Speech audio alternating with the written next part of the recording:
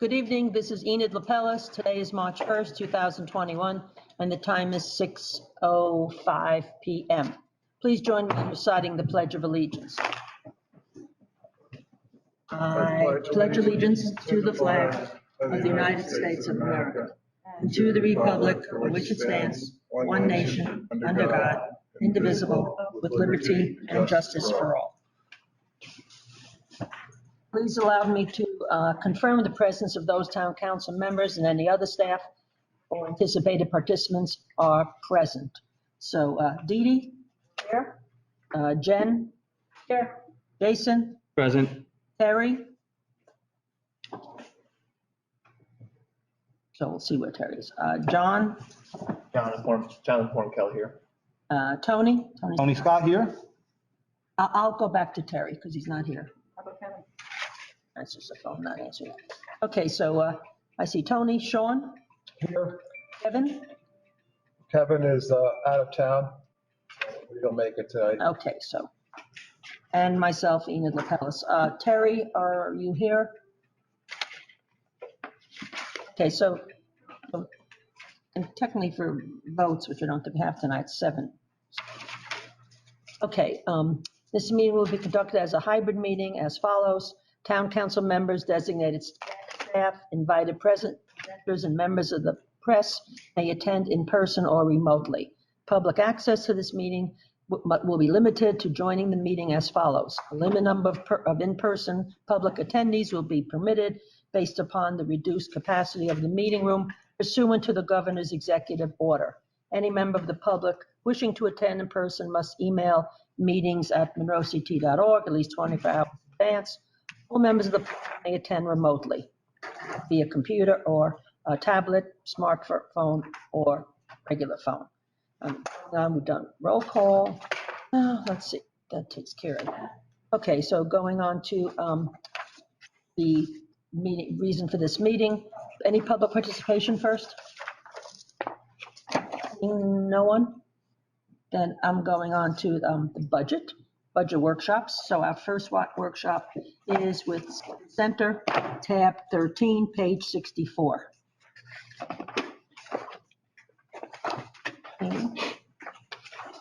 Well, thanks, Enid. I will, just to kick this off, I believe Henna is on the phone. I don't know if we have video, but Henna, can you hear us?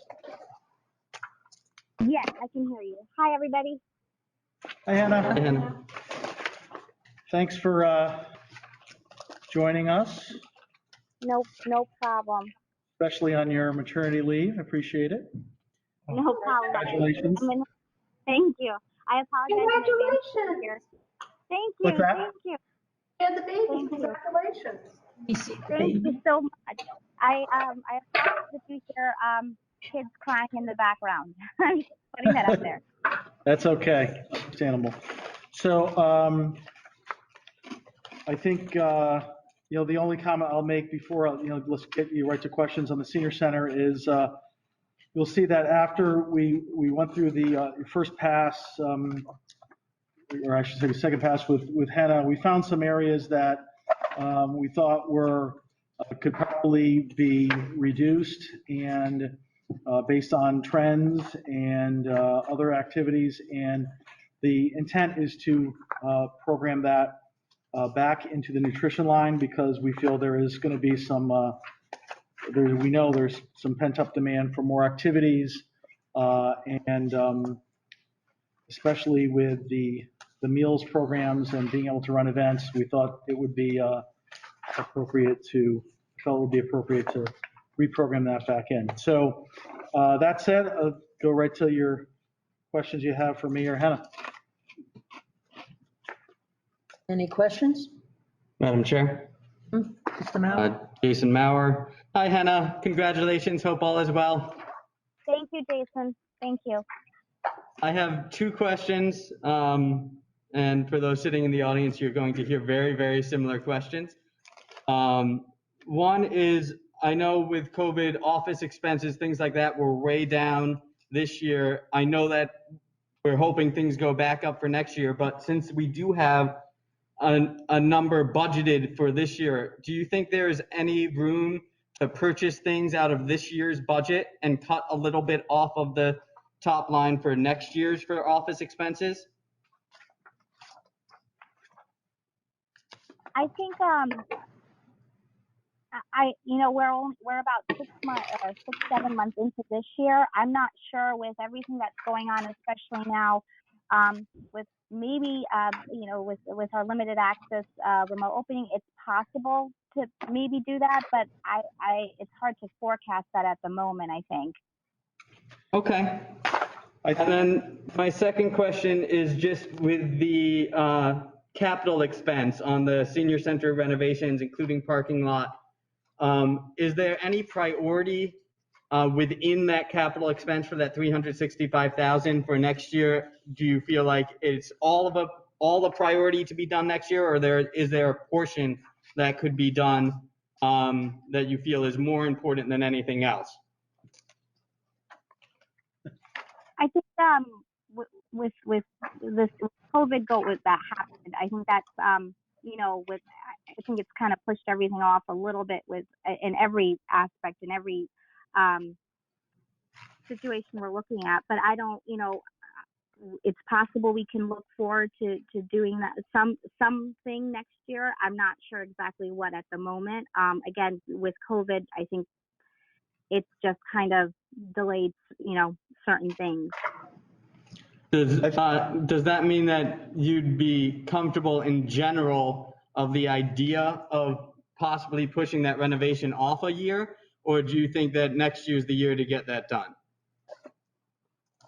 I think based off of our the conversations I could possibly have, if we push it off a year, due to everything that's going on, then that's all right. And if we can push it next year, then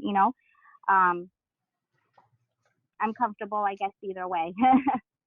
Okay, thank you very much. That answers my questions. No problem. Okay. Anything from anybody else on the council? Ms. Aguilar?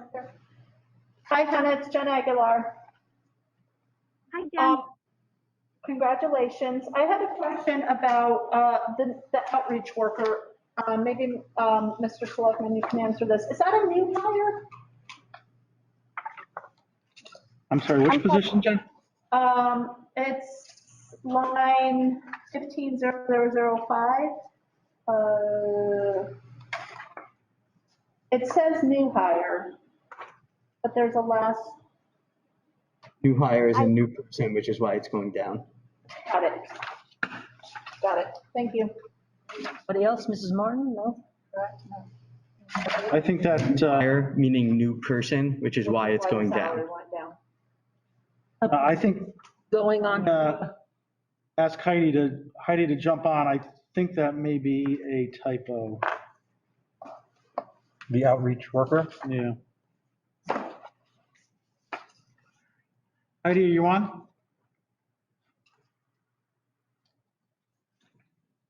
Let's see what we got here.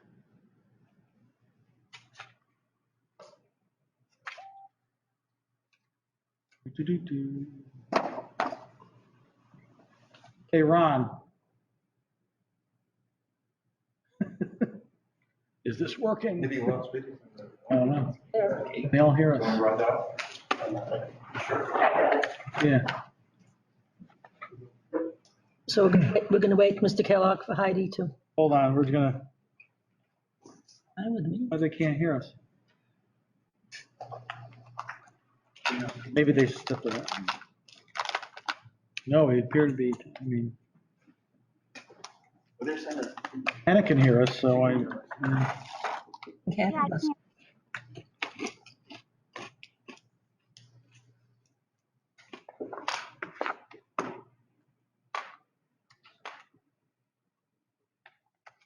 unless, oh, you know what? I bet I know what that is. Now I'm thinking some more about this. I think she's explaining the lower salary because we hired a new person during the fiscal year, so next year, that's what it is. It's not a new FTE, it's a new person. Yeah, okay, thank you. That's what it is.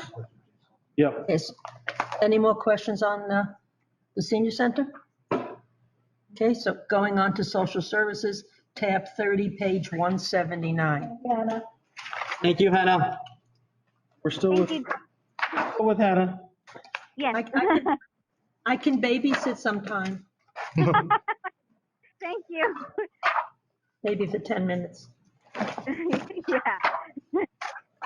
So there's not a lot of change here, so, It's Ron, I think. Gonna be up. okay.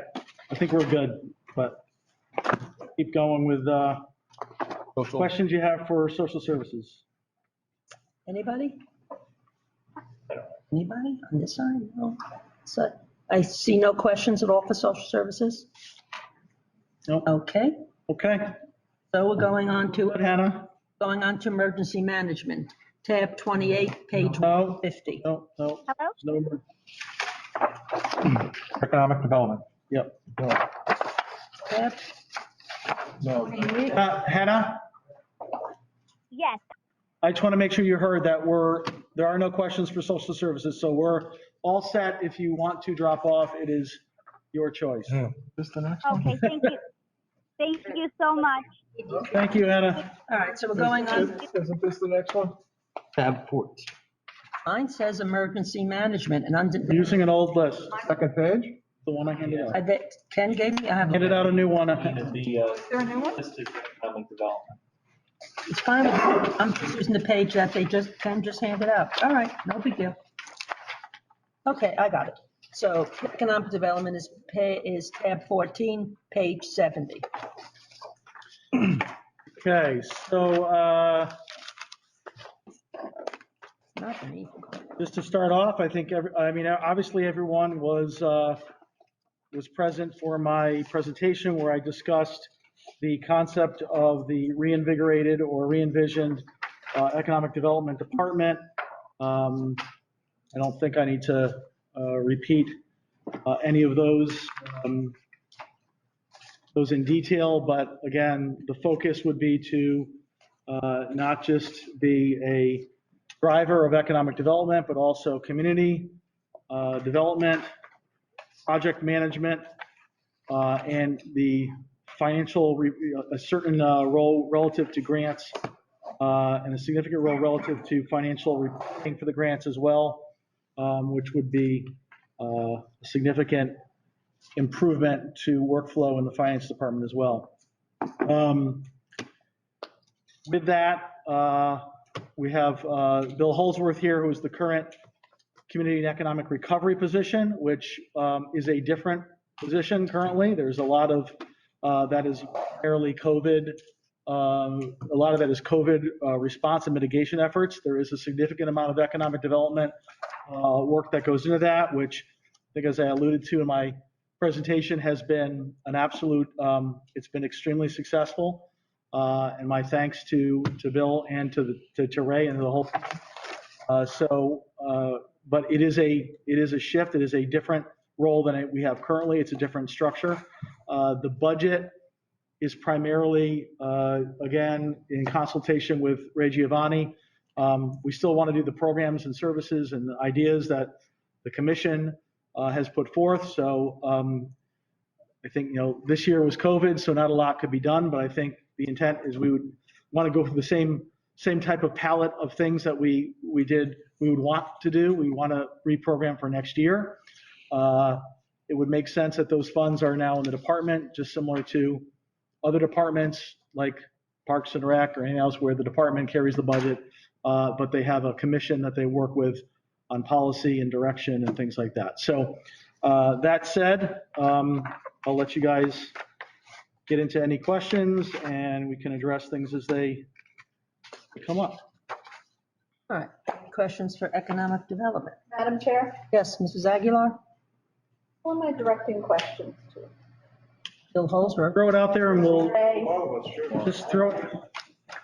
I have, Madam Chair, if you indulge me, I have a few questions since this is a new position, new Sure. department. Yep. Thank you for coming. I have a few questions. Let me start off by saying I'm so glad to see this position because I've been talking about this position, working with Ray in Chamber of Commerce, I feel it's really important for the town. I think it's great things for the town. I know Ray has worked so hard as a volunteer, so I'm glad that he's going to have some support. So thank you so much. Thank you. I wanted to know if, I have a few things. Are we, how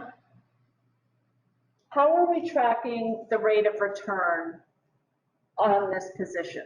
Like, what are the metrics going to be? Are we tracking, how are we measuring the success of it? Do we have a list of companies? Do we have a list of people who are reaching out to you? Do we have a list of applications of people coming into town?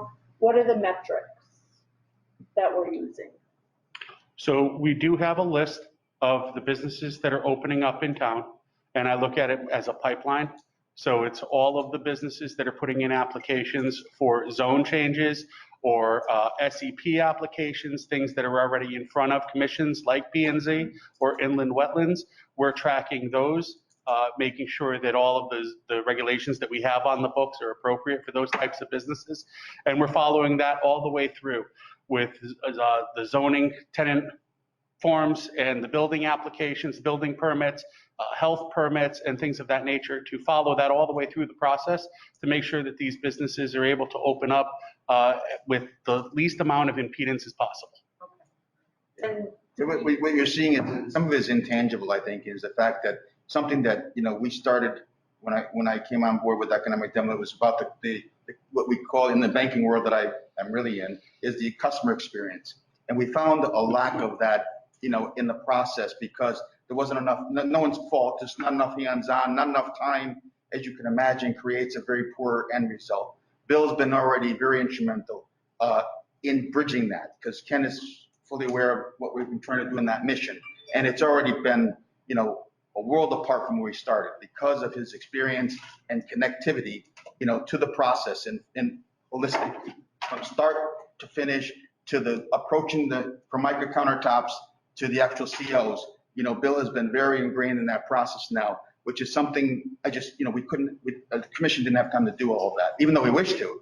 But this has been a tremendous result, and you're going to see this really catapult as we go forward, because there's so many projects on the table.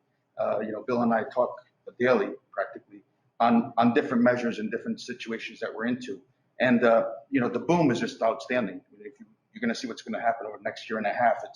It's going to be something that's you've never seen before, I don't think, in the last 30 years. good, that's great to hear. Yeah, which is more of a tax base. Yeah, that's the point, right? Yes. Is there a current list, this is a question from someone, is there a current list of vacant commercial properties by the type, and how much does that fluctuate? Yeah, it's something we worked on a year ago. Bill and I confer on that constantly. It is an inventory that we keep, for the different zones. I think we shared it with you even last year. It's a working tool that we're going to keep, more active and current, where each zone is already identified for what's available, what the kind of usage is, B1, B2, industrial, what have you. So that's our working document as we try to, share our wares with the brokers, that we're really making a concerted effort to really pitch positively, because we have such a great story to tell. We can't wait to get it out there. And things are gelling as we sit here this evening still on so many of the text amendments we put through, trying to change the codes that Bill's been very intimate with. That's going to make a big difference. And then we're going to go and let every broker know that Monroe has had a renaissance. And I've talked about that word a couple of years now, except it was very hard to push it along. But we have made such great strides this year since Bill came in. I think it was in June, I think is when he showed up. And between June and today, it's a world apart from where we were. So I'm very proud to say that we're going to have tremendous growth with a tremendous record and a great reputation that I can't say we've ever had in the past. Good to hear, Ray. Yeah, so we are keeping track of that, and that list is shrinking. And Bill can actually speak to some of the kind of gains and growth we've had already just since June. You'll be surprised. Again, perception becomes reality, as we all know. And I'm sure if you asked anybody out there in the streets today, so with COVID, how many businesses did you all lose? And I'm sure that the average person, and maybe some in this room, and I would almost agree with you, We lost dozens and dozens, multiple dozens. And guess what? I couldn't be more wrong. It's the actual opposite, which Bill can speak to because of his involvement with his tenacity to chase it down and to keep people engaged. There's nobody criticizing and pounding on those back rooms about, I can't get this done, I can't have that, why is it 6 weeks? What, I need this tomorrow, but I've already asked for 4 months. All those kind of distractions and criticisms have pretty much ceased immediately with his, Bill's involvement. So I'm so happy because it's the customer experience we worked towards getting to. That was my biggest priority, because if you have a great reputation for your municipality on how wonderful you can work as a team, all pushing in the same direction for the same results, not to ruin the residential side, but to grow the tax base and to keep, the mix of services and industries in our town that we can be proud of, that can create jobs, that can support households, that we can pay taxes towards, and create a great school environment. Because of all this, it's going to be a win-win-win all the way around. So I'm happy to say that Bill has been very instrumental in that process. So yes, he's got some numbers for us. Thanks, Ray. So it depends on which numbers you look at. So we pulled numbers from the tax assessors list. And on that list, there were 60 entries, roughly 60 entries of businesses that have departed. Some of those were retail stores that you drive up and down Route 25 and 111. This is over the last year. It's fiscal year, the most recent fiscal year. Okay. So there's about 60 entries. A grand list, yeah. For those businesses that have left. So as you drive up and down 111 and Main Street, you see that empty storefront. There's 60 of those, but a lot of it was the home-based businesses. On the other side of that, on that list, was how many entries have come into the grand list. And that number was a little over 120. So net were to the positive with more businesses. But again, those were a lot of home-based businesses. We didn't stop with just looking at what Mr. Feldman was able to provide us. We also then broke it out by what the town clerk was able to provide with trade name certificates. And the trade name certificates was still directionally the same.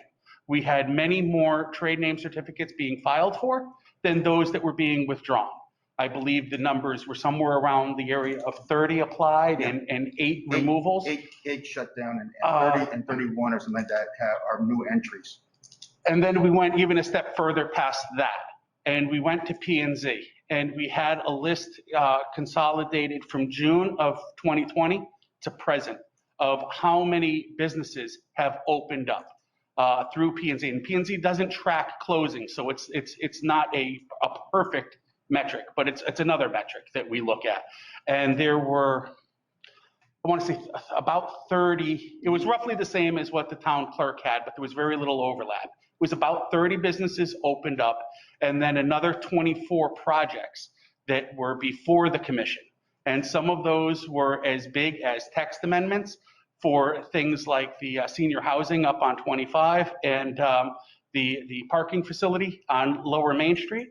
And some of them were more SEPs and SDPs of actual businesses or buildings being developed. So on a net basis, directionally, we're bringing more businesses into town. We're expanding more businesses that are already here than what we're losing.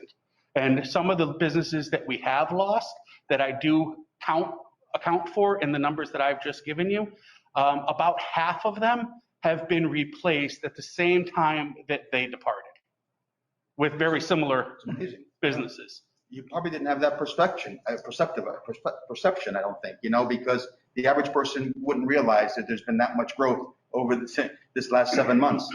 So we're very proud of that.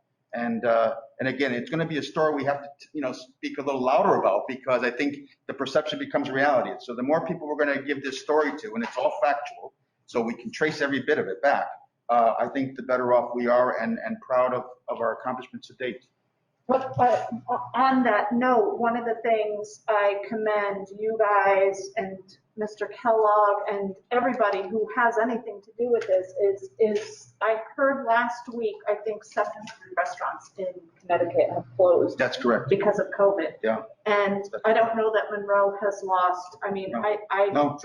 I see every single restaurant still open. I mean, keep our fingers crossed. You're absolutely right. Fingers You're crossed. absolutely right. And, That's commendable. and that's a testimony to all of you who dine out quite frequently. Thank you in advance. Yeah, well, If I could just, I have to make a footnote on that because in many cases where we've been able to replace like for like, one of the things that's been remarkable is the speed at which we've done that. yeah. Being able to get them up and running as fast as possible. And again, there's a whole team behind this. There's a lot of changes we've made in process, in structure, in our land use departments, in just how we approach things. But again, having someone to be that kind of glue to put it all together and keep on top of things and kind of be the project manager of these economic development and retention efforts has been phenomenal in terms of expeditious processing of things where time, there's many cases where time is important, where a deal is going to fall through if they can't close within a certain amount of time, or they need to get their CO by a certain date because there's something else contingent down the road. And we've been able to meet those dates because of this. And really get. Yeah, that's a hurdle that this town, I think. I think, so how long did it take for Docs Urgent Care to get their CO from the day they first told us they wanted to open? It was within five business days. Thank you. Yeah, it's amazing. And they're up and running. And they couldn't be more proud. Bill and I have both been in touch with the marketing person there. Now we're going to go full court press to promote them and get other people from other towns to come and visit them because of their great skill sets they can provide and efficiencies. I'm sorry? What company? I didn't hear. Docs Urgent Care? Docs Urgent Care. We're up on 25. Yeah. The building that they occupy was actually vacant for the last at least three, if not 4 years. Yeah, that's a nice. And they called us it was a Thursday night that they called us before the President's Day weekend. And then the other doctor called back on Friday morning, and by the following Thursday, they had their CO. So everybody was able to go out there, the fire marshal, the building inspector, the health department, everybody was able to go out on site, do their due diligence, make sure everything was all copacetic, and issue that CO, and it was ready on Thursday morning.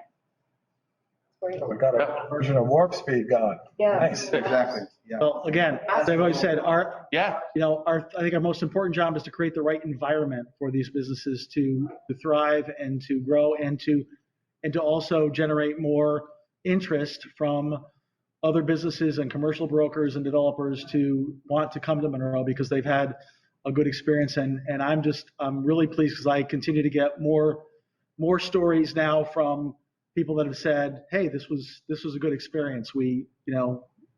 This is a good thing. So. Anything else, Ms. Saget? Yes, one more question. I saw, actually two, if you'll indulge me. I saw a list of restaurants on ConnecticutVisit.com, and I didn't see any Monroe restaurants, Newtown, Stratford, Trumbull, Shelton. What was this one? No, Connecticut, I'm sorry. Connecticut Visit. Oh, that's for the tourism? It's the tourism Yes. site. I'm sorry. Yeah. Okay. Yeah, so I was wondering if that's something that we could look into to get our Absolutely. name. Yeah. Herman Oliveria has been appointed by the commission to serve in that capacity. Okay. And Herman, hopefully can attend most of those meetings. He's been able to make all of them. But we do give him a spot on our agenda every meeting to see what the updates are. And his claim to us is that I've asked a lot of the restaurants to get me the information because they will post things as you indicate. He just mentioned it on last Thursday night's call. We had our monthly meeting. And so anyway, he's had some challenges getting that data back, believe it or not, from the restaurateurs to try to give them a little spin on something that might be just this much unique so that people can visit us from other communities to see the kind of diverse restaurants we have. And he did demonstrate that he's trying to get that. I can give them. Yeah, that'd be great, of something, that'd be great, yeah. So he is working hard towards that, Okay. to his credit. And I saw the article in the Monroe Sun today about you. Did you see that article? It was about EDC? Did Not anyone yet, see no. that? It was a great article about focusing on EDC. Yeah. But the Chamber of Commerce wasn't mentioned in it. So I was wondering, are you still working? Yes. With the Oh, Chamber yes. of Commerce? Yeah. As a matter of fact, we have something coming up that, Not a mention of the chamber. oh, I'm sorry, yeah, I don't know why. Oh, sorry. But yeah, because we are working collaboratively for March Madness. which is coming out at the 18th of March through the end of the month, which is going to foster the idea that we have sponsors already gathered up. A collaboration again between the chamber members and the EDC are sponsors of this. So you're going to see a lot come out of it very soon with our marketing efforts. Basically trying to drive people to come see the restaurants, utilize the restaurants, and then, having a fun, competitive spirit about voting for your best pizza shop, your best nail salon, your best, repair shop for your cars. I mean, the whole laundry list, about 15 different industries. So that way everyone is going to, hype it up a little bit and have some fun with, start bragging online. It's going to be on all the social media sites, Monroe Neighbors, et cetera, et cetera. And so that's what we're looking forward to. That's going to be a March campaign. We're doing something else in April. So when you look at our budgets right now, we've been a little lean because we've been scared to do much, and drive people into those businesses could be looking almost counterproductive. Like, why would you do that if you're going to get someone ill? Which is what we've all spoke about it many hours. When are we safe to really think that our marketing efforts is not going to be perceived as detrimental? And I think we're getting there now. So we're starting something for April as well. You're going to have another campaign that all the groups are working towards, which we haven't really formulated fully yet, but we're going to look forward to this March 18th one. The sponsors are, we received a multitude of sponsors, and the person who votes in the contest is going to get rewarded a $25 gift certificate for that particular day. So here's a Jason question. Yes. How much of the $11,300 do you anticipate of using the rest of this year? You spent, I should say, how much are you going to spend $10,000? No, probably not. No, there is some we're going to spend for March and April. We are actually talking as of last Thursday evening about trying to do a restaurant, since we have the proceeds there that we could use, maybe doing a restaurant week even in June. If things are opening up and the weather starts to break nicely, God willing, then we can maybe do a restaurant week in June besides the one we do in October, which will be using some of these funds up. So we are looking forward to that, to go back to a restaurant week of some sort, takeout and or sit down, So we're going to see what the climate is at that point in time as we get closer to that June date, late June date. But, especially for graduations or something like that, if they'll have outside, Bill worked very diligently on the outdoor seating language that we're getting modified, so we can embrace the opportunity to be outdoors for graduation and Father's Day. So we're going to tie that in now. And again, it's very early on. We just spoke about it last Thursday night, but we will spend some of that money on a restaurant week, hopefully in June, if all of our data comes back from feedback from the restaurateurs that they're willing to, embrace this initiative. Yeah. Madam Chair, may I ask one more question? Sure, certainly. Oh gosh, it just totally left my brain. It was for you. With the article that came out today, it was about your phone call it was referring to your phone call the other day with a woman from a chapter trying to help EDCs. Oh, Advanced CT, Sadie Colcord. Yes. Yes. Do you foresee any of the suggestions she gave, like trying to work with planning and zoning on, she had a lot of great suggestions. Yes, she did. Like having small businesses have tables at certain events or something like that. Do you foresee that, something like that? So we are in the discussion phase of those types of things. So one of the things that she brought up, in some towns, the local businesses participate in their farmers market. I had a conversation with P&Z this morning about doing that, and some of the rules and regulations that we have don't necessarily allow it, depending on the types of goods that the businesses sell. So I want to have some dialogue with P&Z and with the P&Z subcommittee on the regulations to see what things might need to be changed in order to allow some of the businesses, maybe not all of the businesses, but some of the businesses, perhaps participate in the farmers market and see if we can drum up more business that way, or at least maybe put like a poster out there or some sort of a flyer to make more residents and surrounding area residents aware of the businesses and the goods that they have to offer at a format like that people are there to buy stuff. It's a free marketing kind of a thing for those businesses, and it's definitely something that I'd like to pursue. But I'm not sure at this point that it fits within the I regulation. could just jump in. We haven't actually even had a chance to talk about the farmer's market angle, but just so you know, there's another dimension of this. It's not as much the zoning regulations, it's also the market rules. I got to remember, we operate under a farmer's market, under the Department of Agriculture, all that. So the market, the folks that run the market really have, they're the subject matter experts in terms of what businesses could actually be market participants. But I do know they do allow other local businesses to be there and have a presence as perhaps maybe a sponsor for the week for like a small donation kind of thing. So there is but we can talk more about that, but I just want to make sure that you're aware it's not always a zoning issue. Sometimes it's just the market rules. Concert series more than. Yeah, and then. Concert series would be a phenomenal. Yeah, it's up to us. We can do whatever we want. Yeah, that's a great idea. Commission at the same meeting, we spun it a little bit differently as well, as where we were saying, why can't we market each other? So in other words, when you walk into a restaurant where there might be a little waiting area, why couldn't some of the local businesses that were their neighbors or peers or across the street put a couple wares there on the table? So while you're waiting for a table or whatever, you're going to see that, oh, there's a nail salon shop from across the street. Look at this interesting information they put here. You know what I mean? And then over in the nail salon shop is a nice menu of the restaurant. So if you went to the nail salon and didn't go to the restaurant, now you're going to see the kind of fare that restaurant offers. Hey, we ought to come there tomorrow night and eat across the street. I didn't realize that this is what they offer there, or they have Thai food or whatever. We didn't realize that. And therefore, we can market from, our neighbors together, and it looks like such a cohesive community, business community working together, which is what we always are about, So that's where that conversation spun off to that. So we do have that on our plate as well, that we're going to try to work through that, come these next 3 or 4 months when things start to open up. So we have a lot going on, and we're very proud of it. Great. Thank you. Thank you for indulging me.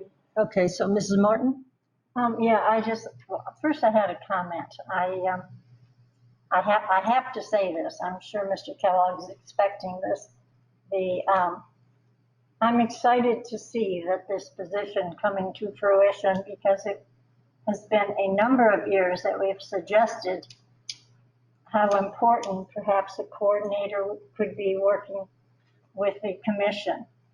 In years past, in fact, Mr. Kellogg, I think a few years ago when I brought it up, you said to me that you've done some looking into surrounding towns and did not see it as an effective use of our time and money. And every year as it was raised, the majority always voted it down, not seeing it as effective. I'm glad to see now that the rules and everything certainly fit exactly what we had talked about. So good on you for that. So if I could just, to respond to that briefly, I think, my philosophy has always been pretty consistent in that what I did not want to do in years past is spend funds, throw money at a problem without really understanding it, and spend money to market a process or a structure that I didn't think was prepared for that. And I thought that we really had a lot of work to do kind of to get our house in order and to really look at process and structure and roles and responsibilities and who was doing what and how things were being coordinated. And as I said before, I think in re-envisioning this now, I think we are at the point where now this, in my opinion, makes sense, because we now have all the other pieces are lined up.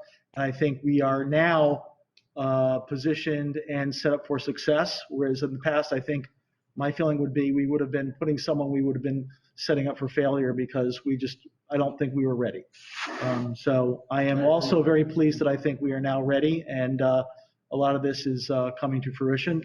I'm really excited about, and it's all the changes. It's not just, it's our P&Z commission has gotten to the point where they're now looking at a lot of the regulation changes that we've been talking about for some time. And there's just a lot of things that are all coming together at the same time. So thank you. I'm pleased that it has finally all come together. I have a question for you, gentlemen. Mr. Holcomb? Holsworth, yeah. What do you see as your role working with the commission? I see myself as an internal partner to the commission. I see myself as working with the town departments, planning and zoning, land use, public works, town clerk, tax collector, the assessor's office, trying to make sure that everything runs smoothly from a business standpoint, opening up new businesses, expanding new businesses, making sure that whatever their needs are with the businesses, as well as the business needs from town hall, view myself almost as the relationship manager and the conduit to make those things run as smoothly as possible. If there was a disagreement or a philosophical or otherwise within the commission and yourself, who settles that dispute? I mean, how do you work that through? What kind of disagreement would it be? I mean, if there was something that the commission wanted to do and you didn't think it was appropriate or necessary or whatever, I mean, how do you get through that? It would be a discussion. I don't think that there's any one definitive way in all circumstances that I can answer that in without knowing all of the details and doing the research to understand where the discrepancy lies and what each person's view is of it, and then trying to figure out a way that everybody can benefit, primarily the businesses and the grand list. So everything would be viewed through those lenses. Okay, thank you. Mr. Kellogg, Chairman, may I? Sure. I have a question for you, maybe to research. A few years back when we did the pay plan, Yep. the pay plan, I believe that they took out of that an economic development position. That is correct. I believe you're correct. However, if I can anticipate where you're going with this, Mr. Hirsch has been working on a revised pay plan for the council to consider, because we had always said that we came in and we were doing the unaffiliated full-time pay plan. We were going to follow it up with the part-time pay plan during the budget process. So that's actually being finalized, actually, I think for your the next council meeting. So obviously the position would have to be added to the pay plan. So you're going to put it back in now? Yes. All right, thank you, Madam Chair. Anything else? Madam Chair? Well, first, Mr. O'Rourke, and then Mr. Mauer. Mr. First Selectman, I think you said this in the past, and I think it's very applicable. It's hard to go ahead and market an idea or a product that's not ready to hit market. I think with the advent of Ray coming on and Bill coming on and all the hard work that the First Selectman has done, which to most people is not very visible, but there's restructuring of the whole concept from top to bottom that has come to fruition here recently, which is helping to lead these results, i.e. given a product that is now ready for marketing. And I think that's what's driven First Selectman's decision with regards to moving forward with Bill's position here. Correct. Very true. Madam Chair? Thank you, Madam Chair. First Selectman Kellogg, I have a few questions for you procedural wise on the new position. Right. First off, you already mentioned that we would have to approve it into the pay plan. So even though we're approving the budgetary aspect now, you would still have to approve it into the pay plan, approve a job description. Correct. And then would that position as a new full-time position have to go out for application? So yes, there would be a new, so that would be a new position. The temporary position would end and a new position would be fulfilled. And that position would have to be posted. Minimally internally, absolutely, yes. Okay.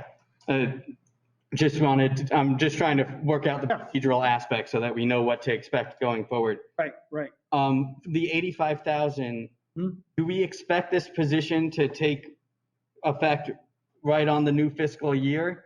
With the fact that there is the requirement on the state level of this part-time position, do we expect that to go over the fiscal year and then fill this once that requirement goes away? Or would they both be happening simultaneously if the requirement on the state was still? Well, again, the state, there was a requirement on the state side for us to have identified a long-term recovery point person or a coordinator, right? So this has been one of the driving forces to fulfill that. But we don't necessarily have a requirement that that is a separate, distinct position. I chose to bring in a temporary emergency position because I saw an opportunity to do more. And the fact that we were operating in a state of emergency and there were emergency funds available, I thought it was a real synergistic way to make lemonade out of lemons that we had with the pandemic.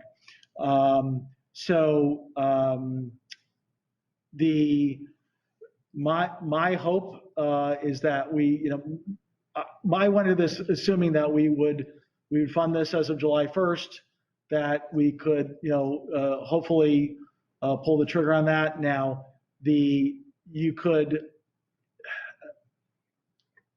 I think it would be difficult to, there are certain costs that would remain FEMA eligible, but when you're dealing with a full-time position where there's no overtime, it becomes difficult.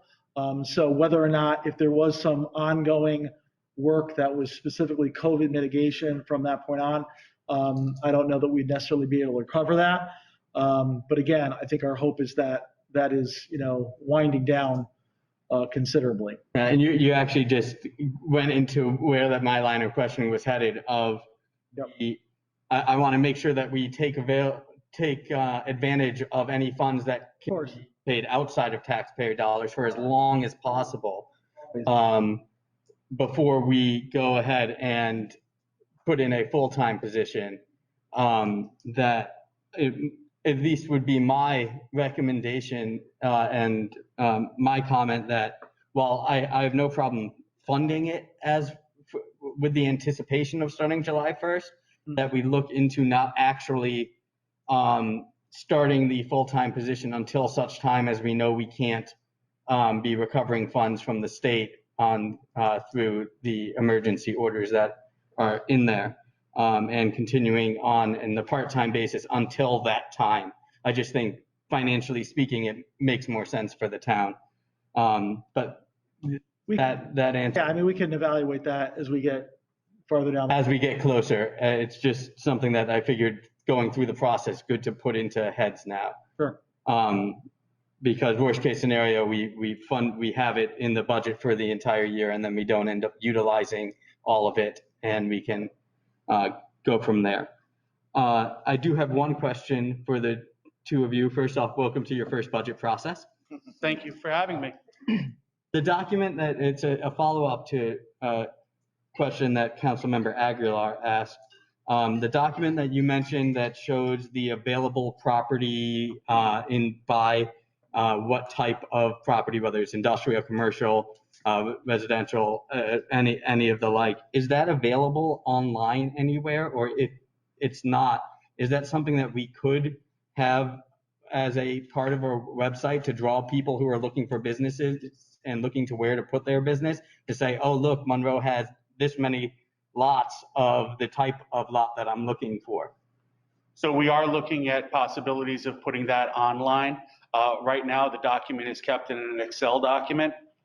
It's manually created through research on LoopNet to find all of the properties, whether it's a building that exists or it's just an empty parcel of land that's suitable for building. We do keep that in an Excel document, but in the conversation we had with Advanced CT on Thursday night, Ms. Colcord talked about another program that the state offers that is free for the town and that we can publish online with a link that anybody can go in and look at it. But in order to get some of the reporting on it, it was a $450 charge, and I haven't completed my due diligence on the software program to see if we wanted to make a representation to town council to see if we wanted to move forward with that. But Ray and I are looking into that and being able to publish those available properties on our website under the business page. I look forward to your report on that. The existing document we have we did look into trying to get it on there, and it was a little bit of a challenge based on our software programs, et cetera. It was almost impossible to get it up there, or it would have been up there, but it was a good suggestion. We are going to try to find a solution. Yeah, I think the issue is just keeping it refreshed as a spreadsheet was but we do have links on our website that go directly to LoopNet based on available for lease, available for purchase. So there is an avenue to get, but I think this would be always looking for something a little bit more robust. Yeah. And we also have conversations with a lot of the brokers. So there's a handful of brokers that focus on Monroe properties. So trying to develop the relationships with them to understand what types of clients they have in the hopper that might be looking for properties that would fit for the characteristics of our town, and getting in front of them that way, as opposed to marketing directly to the business itself, going through the broker avenue. Thank you. Thank you. Anything else? So, Mr. Scott? yeah, just a quick comment. I was on EDC the last time we had the coordinator role in this town. And at that point in time, the juice that might not necessarily have been worth the squeeze. And I think it was a lot of the internal working. So, the amount of work that had to been done since that time period, we've gone through 2 administrations since then. Kudos to Ken, but kudos to both you gentlemen for getting us through that hump, because the numbers you told us today, I agree with you. I would not have expected. I don't think any of us would have expected. And I also believe that we're all realize this position now is the time for this position. That's the whole thing, is because the back office wasn't set up that way. So I appreciate the work you guys have done to kind of help us get there. And of course, First Selectman also, but helping us get there this is great. And I cannot wait to the next couple of years to see what's going to shake out. I really do. So thank you both. Be included. Thank you. Anybody else? Yeah. So thank you, man. Thank you. Thank you. Thank you, guys. To Human Resources, tab 15, page 73. Good job at this.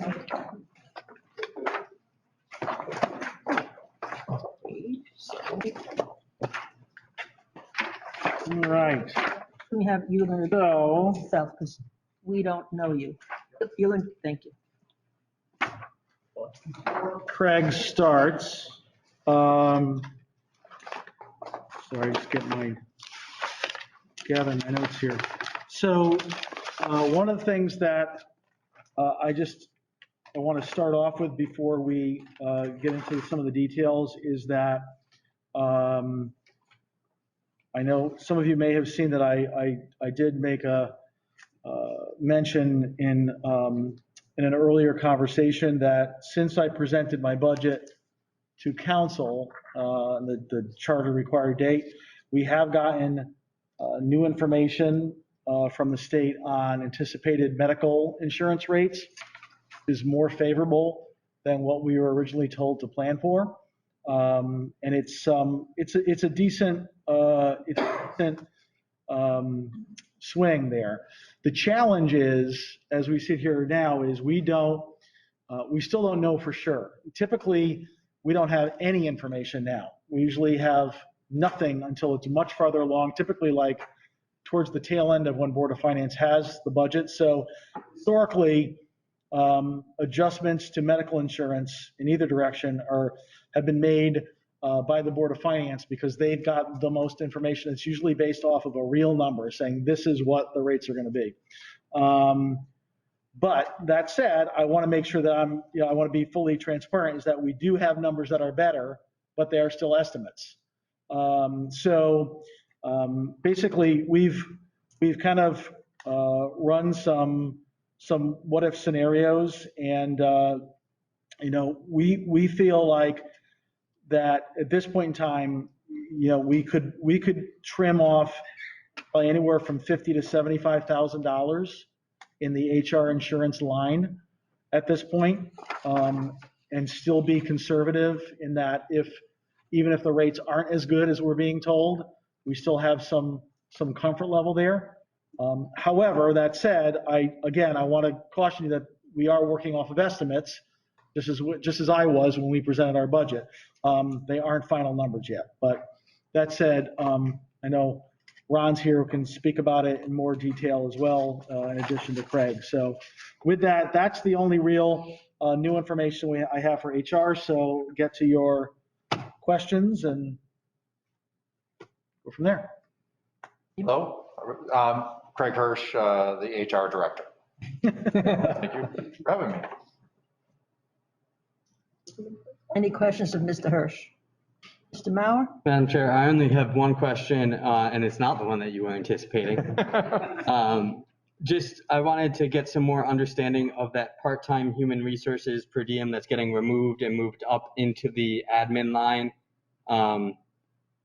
In that it says move to admin 10,000, it actually went up a little over 10,000 in the admin. Is that a contractual increase, or is that, how is that working? So I can answer that. So the prior budget numbers were based upon, that was before Craig came on. You'll remember we had a long-term temporary position. It was intended to be for a very short period of time, got extended because of COVID. What I've done is in envisioning this department going forward, I think that the per diem role was established based upon certain representations that I had of projects and work that needed to be done that we weren't getting to. In my experience in working with our temporary individual and in my conversation with Craig, we feel that at this point, it's not necessary to have that additional hours at this point in time. Obviously, Craig will continue to evaluate that, but I was comfortable with that. And then again, based upon the current pay plan, looking where that position really should be, that's where we ended up where we are. Okay. That's my only question. Thank you. Madam Chair? Sure, Mrs. Aguilar? That explains the $12,000 raise from for the position of the. So if you compare it, if you're strictly looking at, last year to this year, yes, there's a just under $12,000 increase to that position. It's offset by a $10,000 reduction in the per diem line. Partially or almost fully offset by that. Madam Chair? Yeah, sure. Mr. Selectman, or if the budgeted in contingency, what is for wage adjustments? What is that? So that's a line that historically has been used for basically when there's wage adjustments during the year that are not pushed out to the departments. So it could be the unaffiliated, it's part-time. If in the past, when we've had multiple collective bargaining agreements open, we've put those in contingency in Board of Finance contingency, just because it was such a murky, the waters were a little bit murkier in terms of where things were going to flush out. Because things were fairly straightforward this year, we only have one bargaining union that's open, and everything else is part-time, unaffiliated. The thought process recommendation was to go back to the HR wage adjustment because that's really where it belongs. Okay, great, thank you. You're welcome. Mrs. Martin? Thank you, Mr. Hirsch. I have a question on loss control. Seems like we go through this all the time. Year to date is 54 and change, and it's budgeted for 26,410, which is $100,000 over last year. What's the increase in? The increases are due to the funded mandates from the Police Accountability Act. So there's two things that have come up this year, and working with the chief on is the first one is anabolic steroid testing that has to be completed.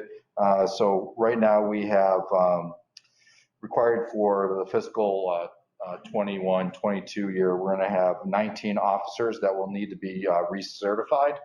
Now that this has been part of their recertification. And so it's a cost of testing at $190 a piece for this test, the drug testing. Our current random drug testing that we do does not taken, because it doesn't test for anabolic steroids. So it is a separate test. So we have to include that in for the next budget. And then the other part is the mental health assessment. So every 5 years, officers need to maintain their certification.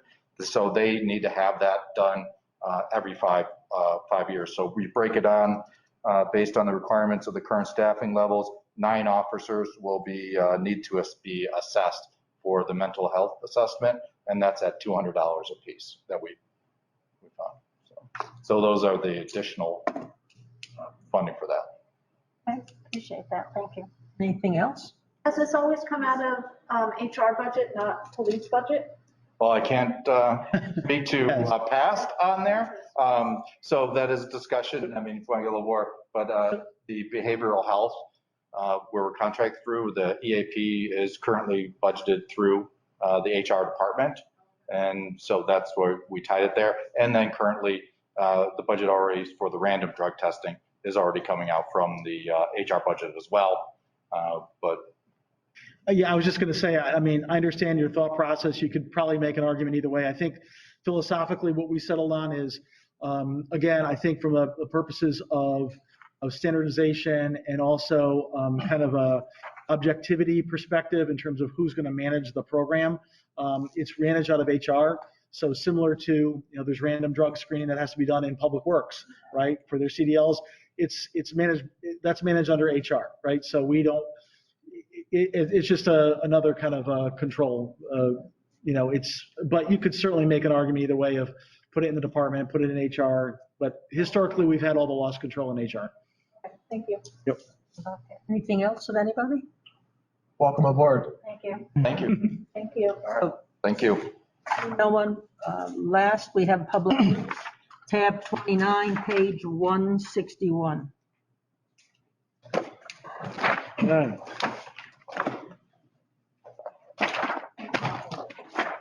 Sorry? On the top. Okay. Top hole.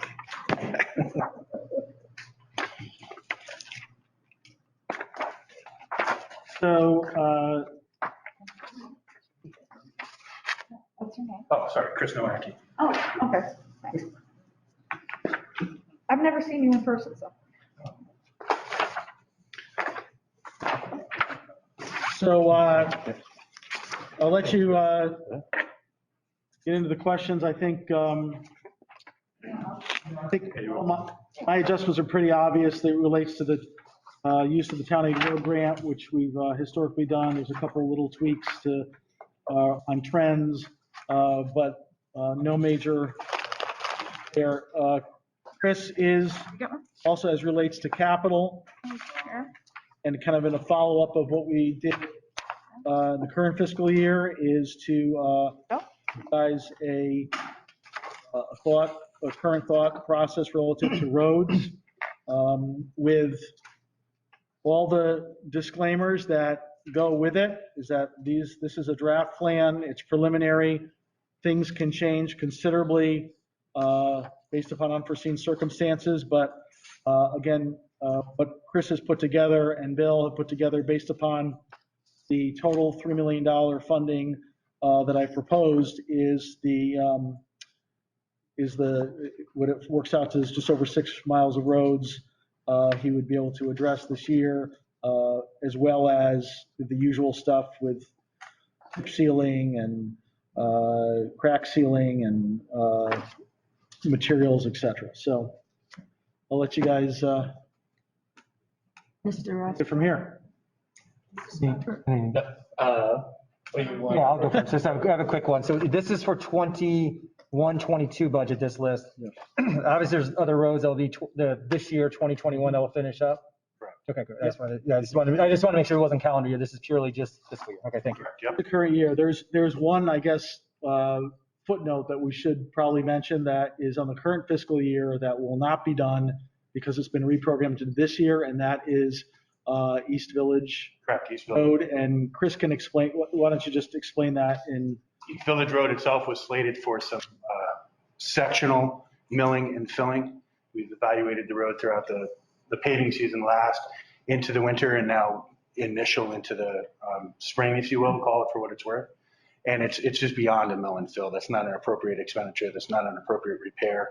So we've moved that up into the forefront of our, and it's a significant dollar item too. It's $600,000 road, but it needs to be reconstructed and have the drainage replaced. There's no little Band-Aid that can be put on that. That's just not going to be suffice. So again, it's a shining example of how, you can have a plan, this is a road that the PCI dictated that a mill unpaved would be okay for another year, but, my hat's off to these guys. They go out and inspect every year to look what the actual conditions are. And when they see something dramatically changing that wasn't anticipated, they're going to modify the plan accordingly.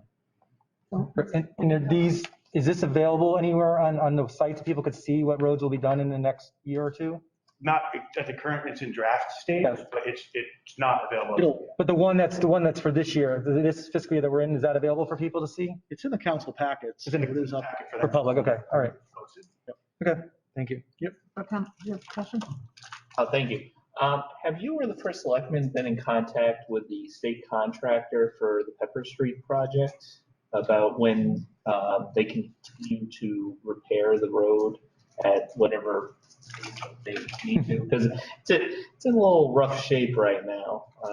We've been in multiple levels of contact prior to the winter coming, through the winter, and currently we're actually slated to have a meeting later this week, Predominantly that's kind of charged out of the engineering department, just overseeing the work, but we're involved as an additional department to put eyes on things and ensure things go in the right direction. And so we're aware of a multitude of conversations. And that's a road they look at frequently, and we actually slated internally, we have a weekly inspection on the road. Yeah. And they're make sure we see something before the weekend comes in and we can address it. And they've been out there, doing whatever they can to. When do the asphalt factories open back up? April? Typically, that's the plan. It just depends on what the weather does and if the temperatures hold right. So that's predominantly the slated mark. I mean, you can get some plants to open up a little bit early, but they're not making really good quality hot mix. You're just looking at patching material at that point. So you need the temperatures to be good so you can transport. So thanks, Chris. Anybody else? Ms. Aguilar? Do you happen to know where you are as of right now on line 3390 on snow operating expenditure?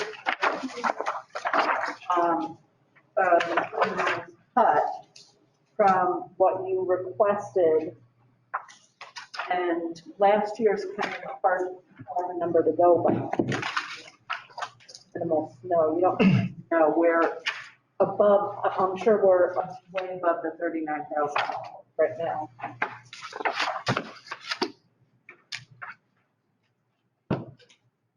$39, I'm on your snow operating expense, right? Yep. Yeah, as of, that was 12/31.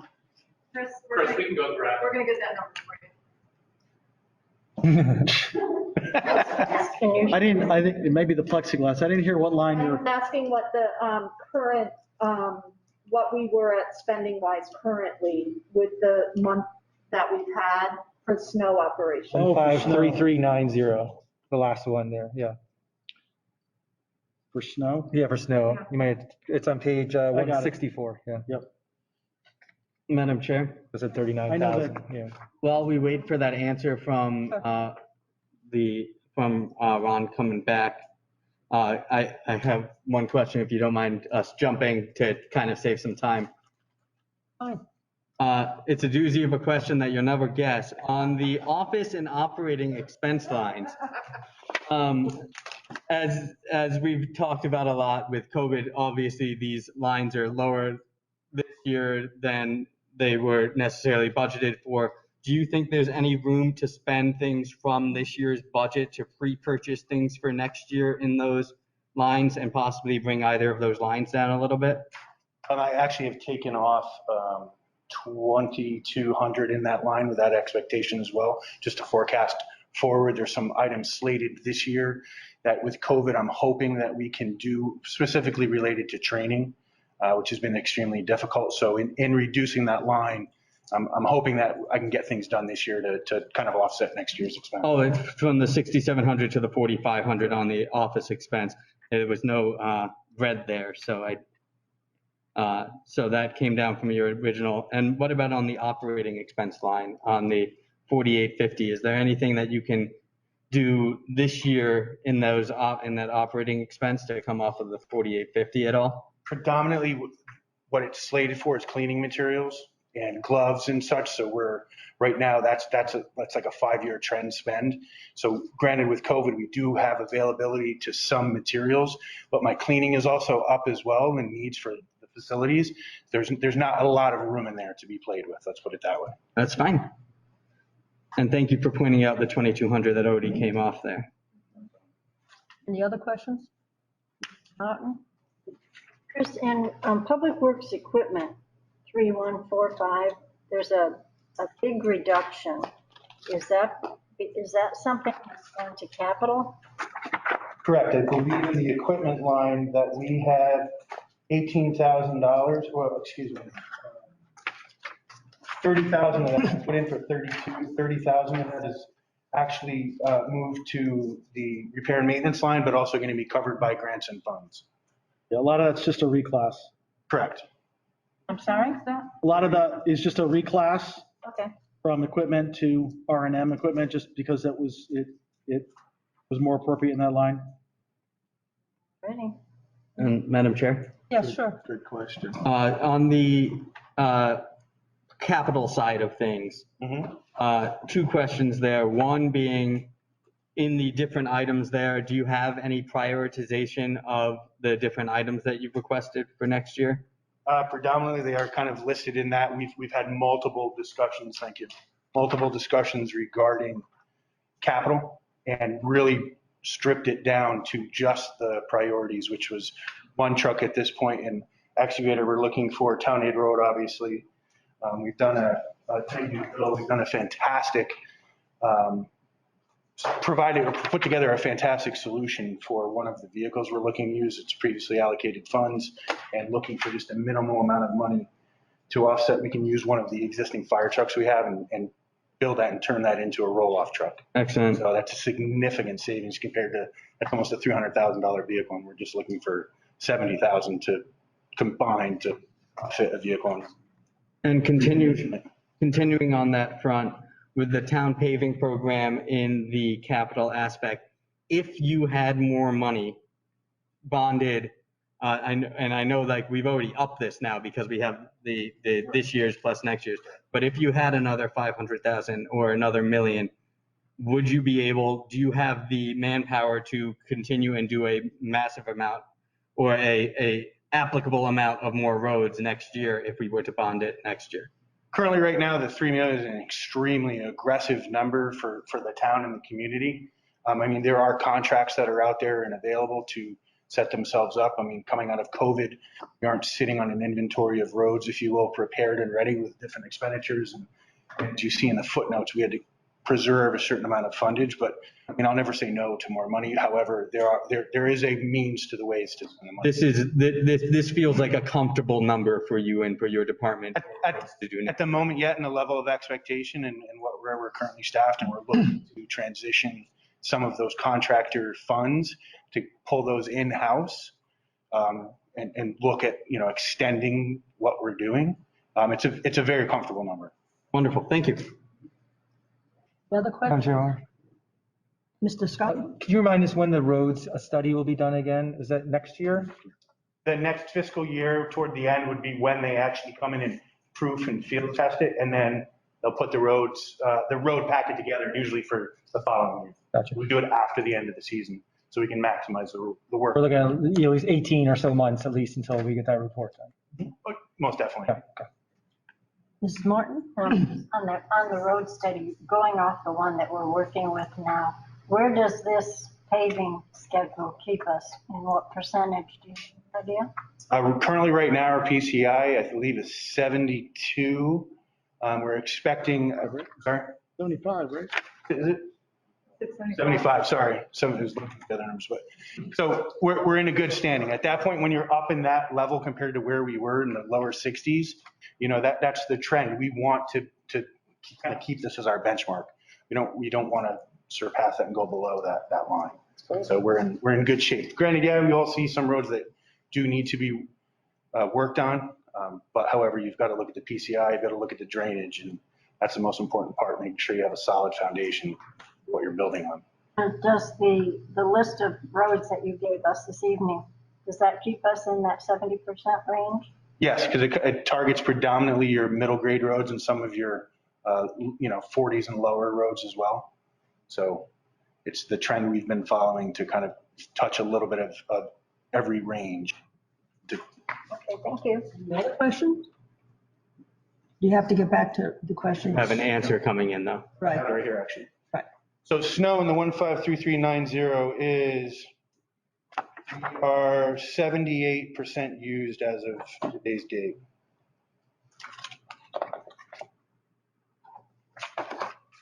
Which honestly, compared to some communities, is fantastic because Might not snow. they're actually under. And we always budget on a rolling multi-year average, knowing that we always set aside a certain amount of town aid road as a backstop for cases where if we just have a terrible winter. My question with it is that, okay, the salary overtime is doubled, but the snow operating expense is down.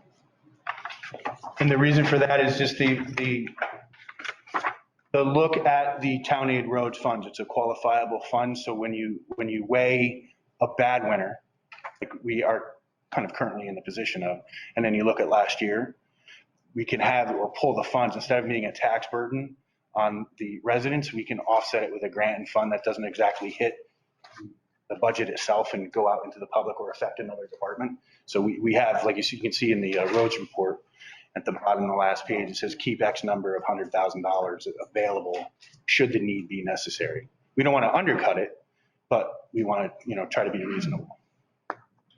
One of the things, Heidi and Ron, on line 150015, it goes from 82, the budget, never mind, sorry, my bad, sorry, back. Never mind. Answered your own question, right? I answered my own question. Quite all right, I understand. Thank you. I've been there, I'm carrying 1920. Right? been there. All right, any other questions? Anything? So thank you very much. Thanks, Chris. Thanks. Thank you. Before you adjourn, Madam Chair, if I may, just a couple quick things. One is there was a question for the building official on office expense, any large item that could be picked off this year. He could not identify anything, was his response. I think that's all I had, other than I did have a question for the council, just in terms of, at this point, at the next, at Monday's regular council meeting, it was proposed that kind of SPC would report out on the CapEx meeting that they had, address follow-up. I guess my question for the council is, I'm presuming I'm going to put the budget on the agenda, or Madam Chair, you want it on the agenda for the meeting, and the question is, do you want to look ahead to schedule any of those other meetings for next week, or wait until that meeting and I think see if you're prepared to make, should we have a resolution prepared for Monday, or do you want to wait and see how things go? I just want to get some direction. I think we probably should wait. I would wait to see how things go. And if we can do the whole budget, you think we can present? So you do not want it on the agenda on Monday? Don, I just can't hear. Madam Chair, it would be my preference, I don't know if I can speak for myself, to have the first selectman work up a resolution in case we want to move forward Sure. on Monday, and any other motions that will be made at that time after capital review. That sounds fine with me. So let's go with that. Madam Chair, Jason? I just to make sure, I want to make it known that I have all of my motions, which are limited. I think I have 5 small motions to make that I can either make tonight or wait till Monday and make the motions on Monday.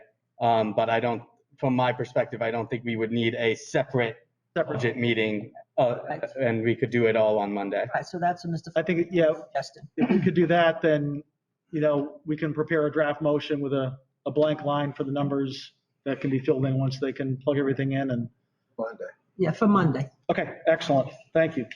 Sal's birthday, you won't mind. I had nothing, Say early I had nothing else. bird. Oh, I'm sorry. So I'm adjourning the meeting at 7:25 PM. Thank you.